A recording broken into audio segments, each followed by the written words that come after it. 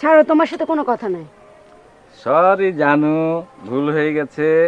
এমনটা আর কখনো হবে না।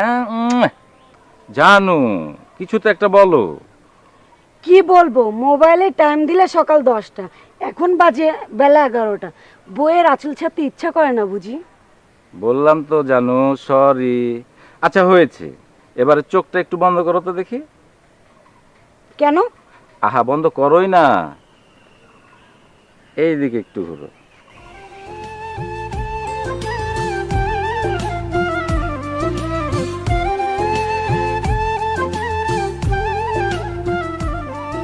কি হলো?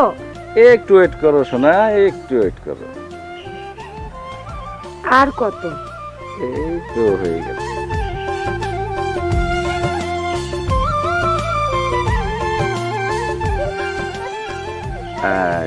এবার দেখো তো পছন্দ হয়েছে কিনা। বাহ, খুব সুন্দর। আচ্ছা, তাহলে খুশি?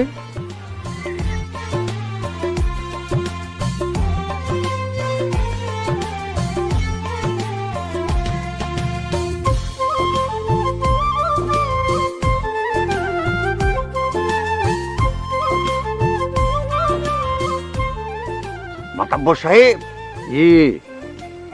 ওই দেখেন। মুন্সি, এবার আমার প্রতিশোধ নেওয়ার সময় এসেছে। তুমি ওদের প্রতি নজর রেখো। কোনো চিন্তা করবেন না মাতাব্বর সাহেব, ওরা কখন কোথায় যায়, কি করে না করে, সব খবরের আমি আপনাকে দিব।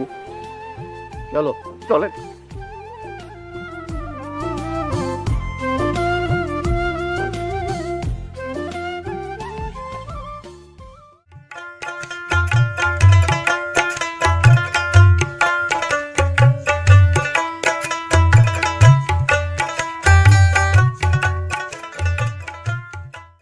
কি হলো, কিছু খুঁজছো?